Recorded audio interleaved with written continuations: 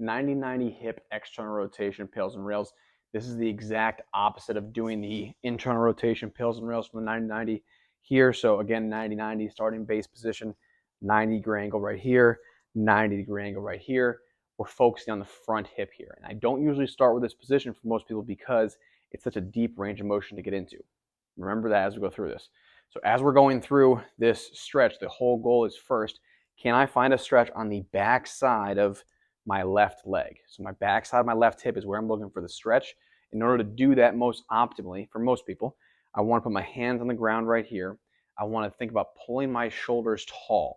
And even me with my hips right now, I can kind of find a stretch just by thinking about tilting my pelvis slightly forward. The way I want you to think about that is in this position, from here, think about pushing your belly button towards your left knee. So right from this position, as I'm leaning forward here, my spine's not like rounding forward. I'm not just sitting into it like this.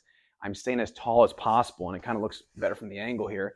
I'm sitting as tall as possible, and all I'm thinking about is shifting my hips back and up while pushing my belly button towards my knee. That should typically get us something pretty deep in the left hip, and you don't have to go that low. Like from here, all I need to do to get a decent stretch for me is that. Like that's it. Okay. Now it takes a little bit of practice to get to that point sometimes, but at the same time, for a lot of our hips, we don't have this amount of range to begin with. So getting in here and getting a stretch, we don't have to go that deep. Okay. From here, our pails is going to be trying to rotate the left foot into the ground. So from this position, I'm trying to push that left foot down as best as possible, squeezing that same part of my hip where I feel the stretch on the back side of my hip. 10 seconds to ramp up. So we start at 10%, 20%, 30%, slowly pushing more and more force into the ground. Remember, I'm not doing that motion, so I'm not pushing the whole thing down. I'm thinking rotation. I'm visualizing rotation from my hip joint. That's a very key concept, is to visualize the rotation we want. After we do that 10-second ramp up to 100%, we're going to hold for as hard as we can. That's what the sheet says, right? Make sure you check the sheet. We're going to hold for 10 seconds, pushing down. Then my rails is the opposite direction, where I'm going to try to pull this foot up off the ground. And this is me trying to pull my foot off without my knee coming off the ground, okay? So if I can easily do that, what I'm trying to do is lift off the foot without the knee joint.